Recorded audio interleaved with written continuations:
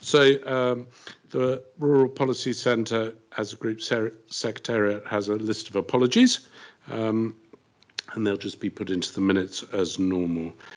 Just to remind you that those on Teams, please make sure your microphone's turned off when you're not using it. I think there are politicians who've fallen foul of that before, so it's good to make sure it's off.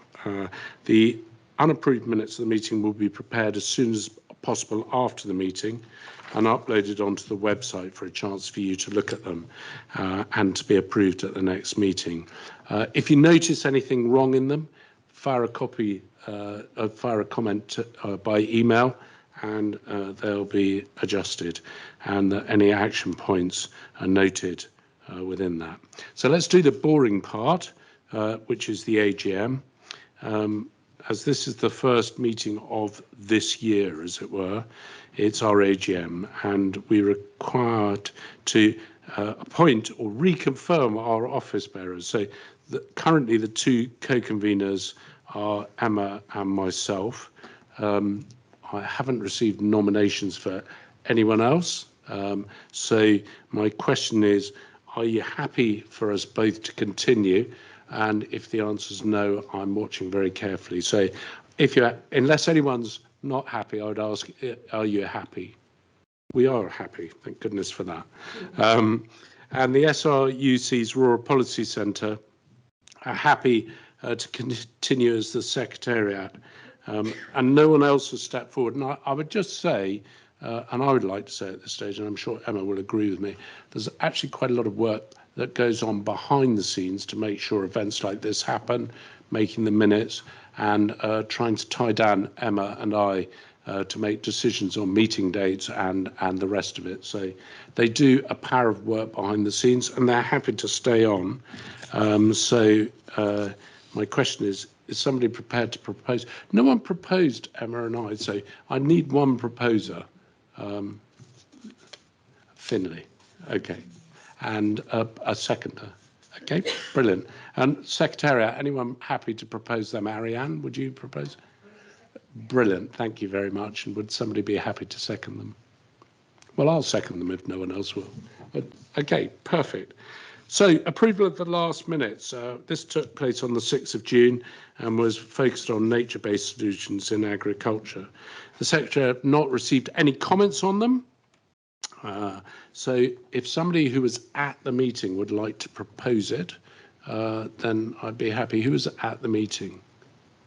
Finn was at it. Are you happy to propose the minutes? You are. Good. Perfect. And would anyone who was at the meeting propose to second it? If you want to do it online, just stick your hand up and hopefully it'll come up. Oh, everyone's looking reticent. Who was at the meeting? Who could propose the second the minutes? Otherwise, it will be done by nomination. Perfect, thank you. Sorry, Davy McCracken was in first, so you're saved. Nothing like avoid being a pressed volunteer. Right, okay, so we've got through the difficult and tricky part. What we're going to do on to talk about is the theme for this evening, which is the future of food and drink production in a changing policy context. Now, what I would say is the reason why we're doing it this way, and we've got some very able speakers coming this evening, is the cross-party group know that we've pushed the Minister or the Cabinet Secretary to come on numerous occasions to talk about policy, and that has not been possible to arrange. So whatever the date, it seemed to be too busy. So we regret that she's not possible. Maybe there'll be an agricultural bill coming in the very near future, but we don't know. So we are going to, the speakers we've got this evening, we're going to hear from Professor Stephen Thompson, Professor of Agricultural Policy at SRU, then from Johnny Hall, who's the Director of Policy at NFU Scotland, and then John McCulloch, the Agriculture and Rural Affairs Chair for the Scottish Association of Young Farmers Club. And we would like you all to know that we did actually make a special point of reaching out to see if we could get somebody from Women in Agriculture Scotland to see if they could get a speaker to attend, but there was a problem with scheduling, so not possible. So what I'm proposing is that that we hear from each of the speakers, one after the other, and I'll just have a little pause after each one, see if there's any points of clarity that anyone wants to make on what they've heard. If not, we'll save the questions to the end and hopefully then have a better or a great roundtable discussion, because they're always great in this cross-party group. So, Stephen, do I have to call you Professor? That's frightfully grand. I seem to remember being made to feel inadequate when I was doing my rural land management degree by various professors. So hopefully you're not going to do that. I'm going to turn that around so people can see you, or they're not going to see you because we've got slides in front of us. Thank you very much, Edward. And no, you don't have to call me Professor, but it's been an honour to be awarded that title after a number of years. So what I'm going to try and take you through is very high-level issues that I see on agricultural policy and issues faced by the sector. I'm more than happy to give you my mind in question and answering on any of the detail that I might not be here, but I didn't want to go down into too much detail in a presentation. So if you think about it, I've used this phrase for a while, that the future is not what it used to be for farming and agriculture, in that the policy landscape in the world we live in is changing dramatically with climate change, biodiversity issues, the cost of living. All of these things around us are changing the way governments across the globe and the way industry across the globe are looking at land management and agriculture. And if you just think about the immediate landscape in terms of who is influencing farmers, on the top left, you've got the financial sector. So the financial sector are pushing on carbon emissions. They're now going to be reporting on biodiversity net gain, etc. as well. Secondly, we've got retailers now starting to really push the issue on Scope 3 emissions, which looks at how the supply chain and the emissions from across the entire supply chain, not just from within Scotland or not just from within the UK, but globally. What are your issues globally? And that's totally different from the Scottish Government's approach or the governmental approach, which is the national inventory approach. And I'll come back to that because I think the two things may push us in different directions and we could end up with perverse outcomes. We've got nature recovery plans. We've got a climate change plan. We've got another one coming very shortly, where there will be targets for land use and agriculture. We know that there are going to be targets on biodiversity through the biodiversity bill or the natural economy bill, natural environment bill. We've got a new delivery plan, a rural delivery plan promised by the First Minister for 2026. And as far as I'm aware, that's cross-ministerial commitments in there. We've got a growth ambitions for the food and drink sector that are often forgot about in the discussion. And they're quite significant growth ambitions. We've got a Just Transition Commission. I sit on it, and it's been interesting to hear how other sectors are going around the move to net zero. And then the agricultural policy part is the next step within that. And the thing that I quite often hear is that the agricultural budget, the yellow line, has been static. We're maintaining the agricultural budget, but the red line is the decline in the budget in real terms. Once you take away the inflation, the effects of inflation, and this is a real issue not only in Scotland, within the UK, and also within Europe. Europe have maintained a pretty static budget over a long period of time. And what's happening now is we've got more and more expectations from land managers, from farmers. We want nature recovery. We want them to decarbonise. We want them to continue producing food and drink products that are useful for the rural economy. But the budget doesn't reflect that. And that's a real issue going forward, is that the buying power of policy money is shrinking day by day when we've got high inflation. It wasn't a problem for a number of years. It now is problematic. And I don't think the budget is sufficient. So the current budget, I don't think, is adequate for the transition that we're asking for the land management sector and agriculture in terms of decarbonising, nature recovery and food production. We need to do more, and we need to think novelly about how we actually engage in that and pay for what we want out of from a societal perspective. And quite often in the debates and discussions I'm hearing, the role that agriculture and the primary sectors play in the rural economy is often lost. Quite often it's convenient to just say, well, it's less than 1% of GDP or GVA, gross value added, for Scotland PLC.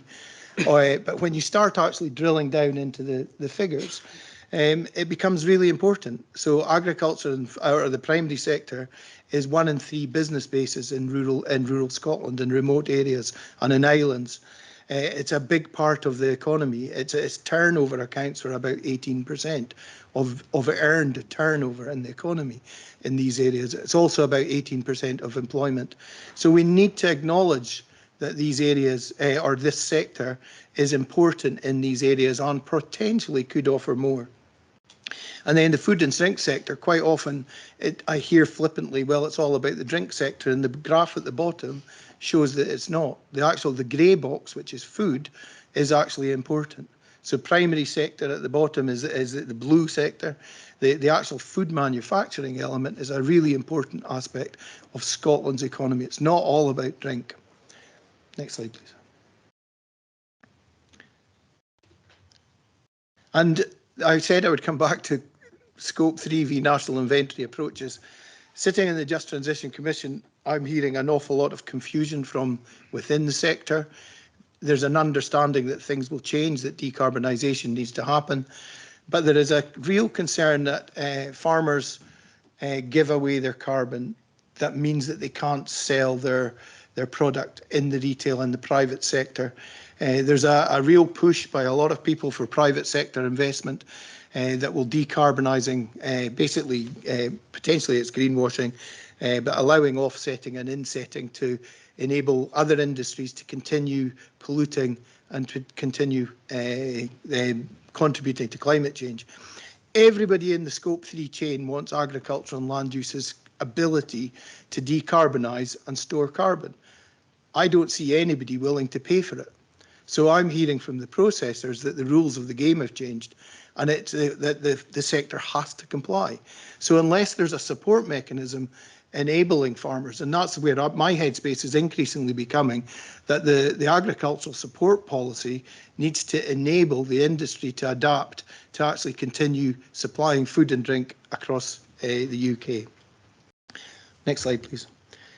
We've also got nature restoration targets coming in the Natural Environment Bill, not in this Parliament, but maybe in the next one, as far as I understand. And it's going to be really, really important that it aligns with the government's policy, agricultural policy design.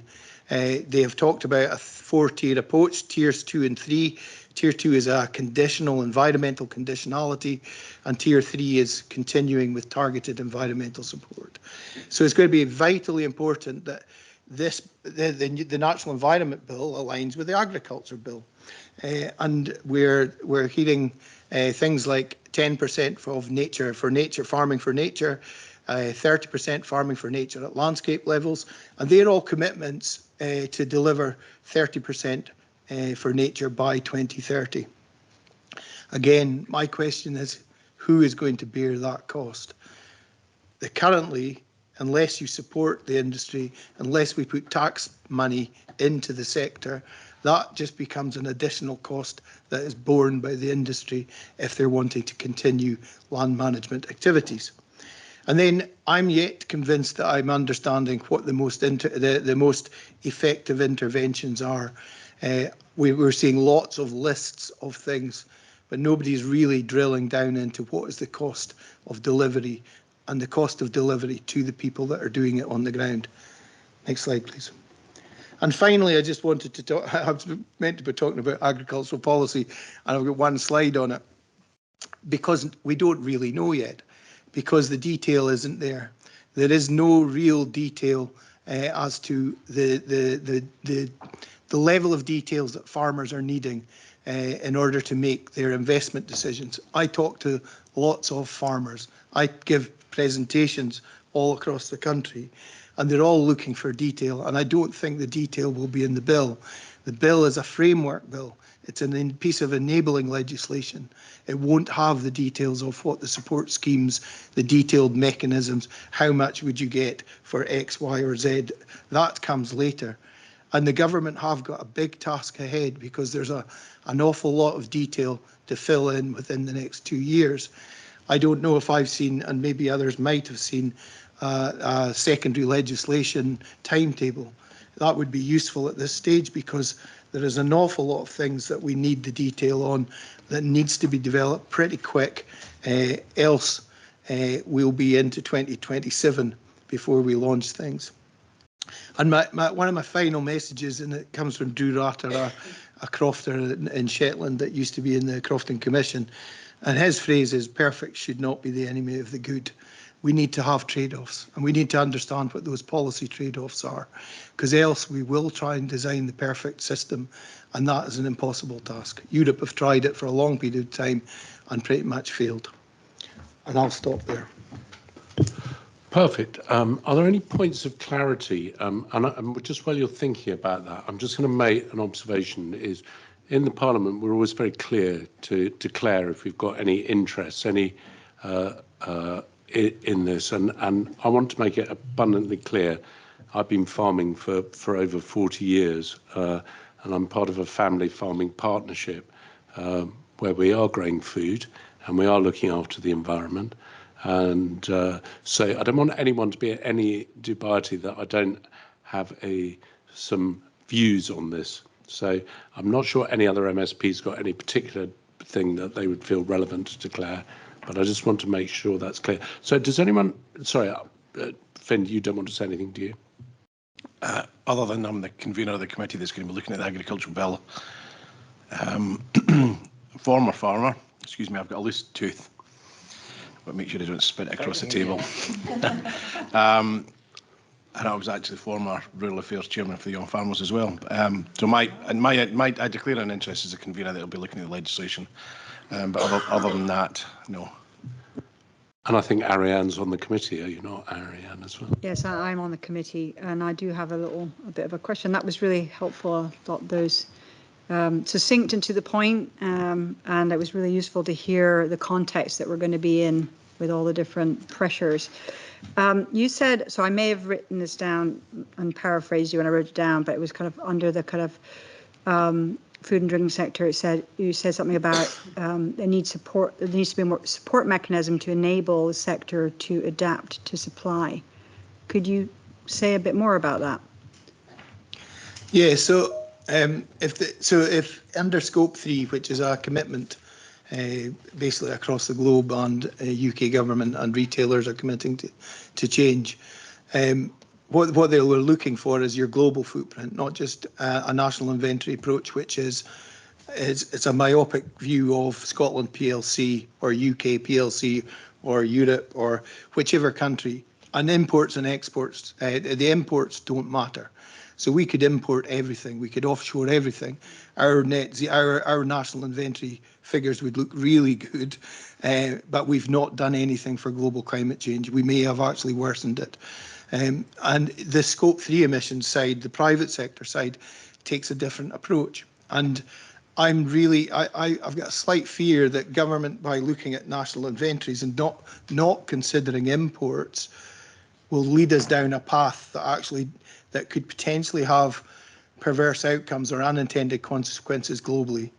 And we need to make sure that enabling, that the policy is helping enable farmers and food producers to actually contribute in the private sector.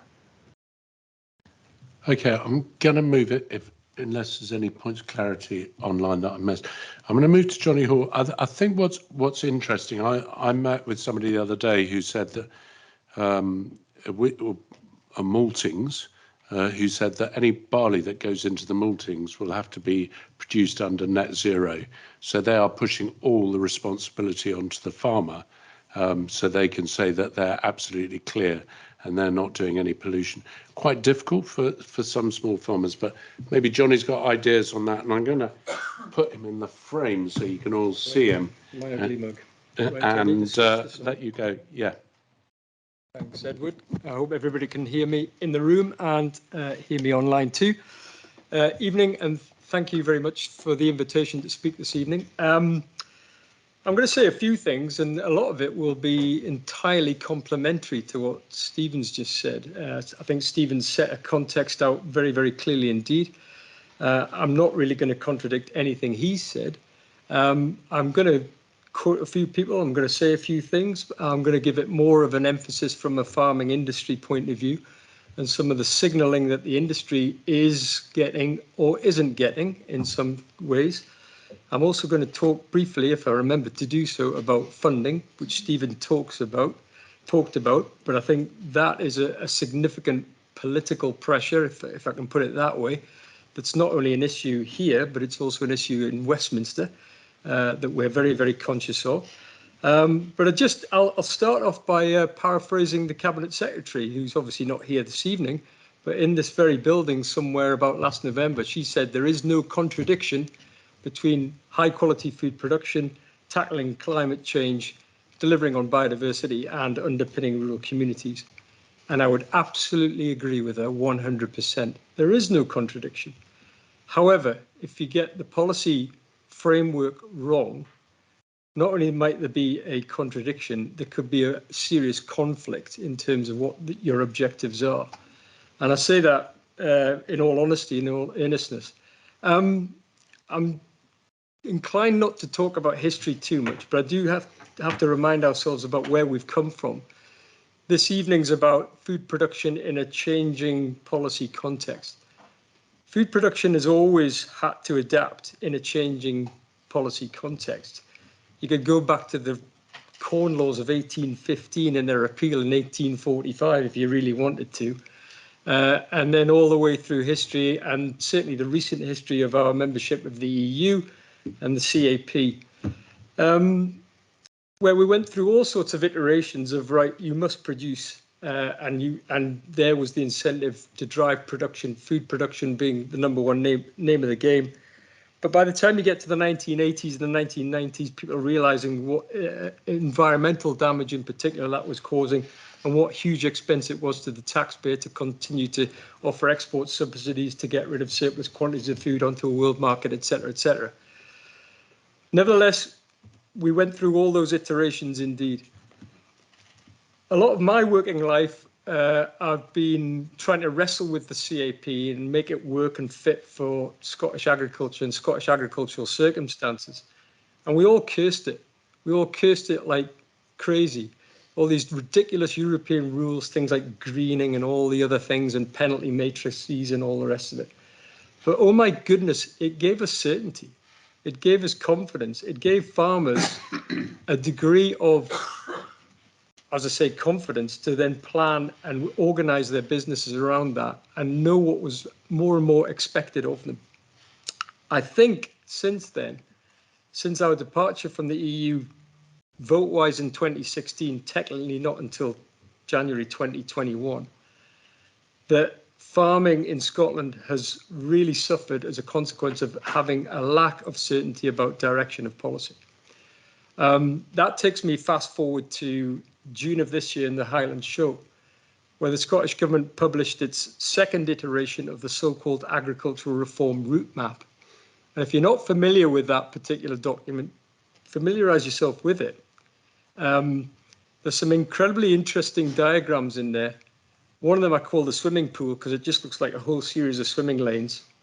And it actually is, on the left-hand side, a whole gamut of different policy interests, whether it's biodiversity strategy, land reform, crofting reform, agricultural policy, land use, forestry, peatland restoration, a whole raft of things down one side. Very little reference at all to food production. And on the horizontal axis, it's timelines and different things happening in different places. Now, I keep scratching my head every day and thinking, is this a coordinated policy landscape that we've got, or is it a confused, conflicted, chaotic policy landscape we've got? And I'm very, very uncertain about what it actually is. What I do keep coming back to in my own mind, though, is that whether it's targets around, existing targets around emissions reductions and sequestering more carbon in peatland restoration and woodland creation, or indeed future targets around nature recovery, biodiversity, call it what you will. The heavy lifting and it's a phrase we use every day, the heavy lifting will be done by the agricultural sector. The heavy lifting, it's all about a common denominator, if you like, of land use. 70% plus of Scotland's land mass is under some sort of agricultural land management.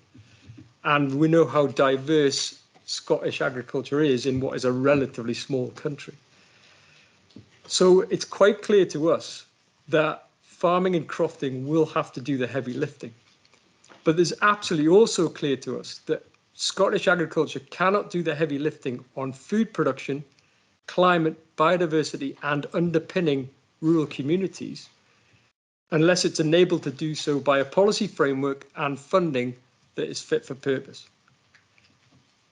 It will be, I think, very, very difficult, very, very trying if particular sectors of Scottish agriculture are overburdened with expectation around what they have to do in order to deliver what is either a public good, which is a strict definition you can't get a return from the marketplace on, or is in the public interest. And I would put food as being in the public interest. If Scottish agriculture and all the 17,500 businesses that make up Scottish agriculture is having to effectively support all of those outcomes without adequate support from government, because that is the role of government when you've got market failure, then ultimately that's unsustainable. You cannot have public goods at private cost. It's a cliche I use day in and day out. That is unsustainable in the long run. If it's a public good issue, public funding should be paying for it. And that then brings me to the whole issue of funding. I think one of the most challenging issues that Scottish agriculture has isn't necessarily the new shape of agricultural support from 2026 that we will transition through following the introduction of the new agriculture bill, which will have very dull but broad-ranging powers associated with it. And the key point I would emphasize to everybody, it's how those powers are used that counts rather than the powers themselves. But the other fundamental point behind that is that we could have the best agricultural policy in the world that will deliver on food, climate and biodiversity, et cetera, but it'll be a house of straw unless we've got the funding behind it. And as things stand, we've got a year's funding to go. The only commitment we've got from the UK government right now runs out at the lifetime of this Parliament. Now, the lifetime of this Parliament is likely to be about this time next year or even earlier. So we have a funding commitment to 2024. That funding commitment currently means that Scottish government receives about £620 million of support annually from the UK Treasury. And in total, we're spending on the agriculture and rural economy envelope, if you like, about £680 million. So that funding is critical. So getting a commitment from the next UK government to the whole of UK agriculture and ensuring that Scotland continues to get at least 17%, not Barnetised, but at least 17% of that budget is key. But I'll also go back to what Stevie's just said a few minutes ago, is that given agflation, call it what you want, an erosion of the real terms value of that support, and the fact that we're going to have to deliver more as a consequence of renewed priorities and renewed outcomes, in addition to just producing food, we have to do it in a way that drives emission reductions, sequesters more carbon, and also delivers on biodiversity. That will come at a cost. So fundamentally, we will need an increased budget if we're going to achieve the outcomes we want. And that's not about underpinning agricultural businesses so they can carry on doing what they currently do. We recognise that agricultural businesses have to change what they're doing. They have to continue to produce high quality food, but they also have to do it in ways that enable those other outcomes to be delivered, because that is the argument and the rationale behind the funding in the first place. And I'll leave you with one final thought. Our President, Martin Kennedy, is just back from Canada. He was at a conference of European and North American agricultural organisations over there. And it's fair to say his report back is that Scotland's challenges and issues we know are shared pretty much across the UK, and I certainly wouldn't want to be in DEFRA right now. They're certainly shared across the EU, but they're shared across the world predominantly in many, many places. And a really frightening statistic that he brought back just over the weekend that he told me is that if you were to feed the world today and absolutely remove all malnutrition and hunger issues today, given the world's population, you'd have to increase global food production by 28%. Now, that is staggering, but it becomes absolutely jaw-droppingly difficult and hard if you have to think about where the population will be in 2050. Given the challenges that we got globally around salinization, desertification, all sorts of other things. So we need to embrace change. We need to embrace innovation. We need to embrace technological change. And I'll be slightly provocative. Scotland needs to embrace things like gene editing so we can be equipped to do the right thing and get things moving in the right direction.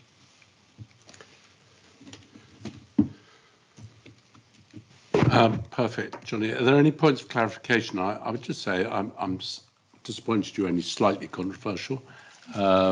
So we always like controversial comments. It makes the conversation afterwards more fun. Any points of clarification, Finn? Yeah. Yeah, clarification. Your figure of having to increase global food production by 28%, is that based on the current production and food utilisation, or does it take into consideration the massive amount of food that we waste? I don't know the exact answer to that, Finlay, to be honest. But I suspect one of the biggest challenges we have got globally, if not in the UK and Scotland, is food waste. We need to address that. We need to address it very, very quickly. We don't value food. We absolutely do not value food. And yet we're living in an era where we're cost of living crisis, food inflation being particularly hard hitting on those on the poorest of incomes. And therefore, I think it's incumbent on government to ensure that we can continue to produce high quality but affordable food if we can here in Scotland. That's got to be, and I'm going to go back to the agriculture bill. As far as we're concerned, the face of that bill that will be introduced and your committee will scrutinise, food production has to be on the face of that bill. It cannot just be a bill about delivering other outcomes around climate and biodiversity. Obviously, it will be about that as well, but food production has to be on the face of that bill. Okay, one further point of clarification from Emma, and then we're going to go to our next speaker. Just a quick one, it's just to pick up on what Finlay's saying, because as Finlay was asking about food waste, I had just Googled it, and it says here over half of all food produced globally goes to waste. And I know folk get excited about anaerobic digesters for food waste when I have concerns about food waste. So obviously that's something that it's comment really, but it's something that we really do need to highlight, is how are we going to tackle food waste from our restaurants, from our supermarkets and for our homes as well. And our farms. And the farms. Food waste starts in the farm. Okay. Okay, we're going to go to our next speaker. I think it's quite interesting, and people may want to raise the issue that Johnny raised in there about framework legislation. It drives parliamentarians crazy that you have a bill that says what could be done and you have no idea what's going to be done. So one way of doing it sometimes is ask for some of the legislation, the statutory instruments that will enact it, to be produced with the bill, which sends ministers into apoplexy. So there's a balance somewhere in there, but parliamentarians, certainly I as a parliamentarian, hate framework bills because I don't know what it's going to actually mean. So our next speaker, John McCulloch, I think you're online, hopefully, and I don't know, I can't see you. I can see you. Yeah, you're flashing. Yep. Perfect. You have the floor. Thanks very much, Edward. So good evening, ladies and gentlemen. I'm sorry I can't be with you in person in Edinburgh tonight, but my name is John McCulloch and I'm chair of the Agri and Rural Affairs Committee for the Scottish Association of Young Farmers. So primarily the work that our committee does is looks at government policy and how that's been implemented and how that affects young people in agriculture and how it will affect them going into the future.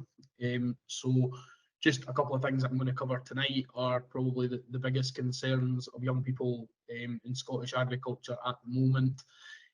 So obviously kind of around major political events in Scotland, we poll our members. At the moment we sit around 3,500 members across Scotland, and usually kind of the big things that are affecting them or are of concern to them, kind of looking at what the kind of future policy is looking like. So I think the two biggest things that always comes to the top is access to land and access to funding for those that actually want to farm in their own right.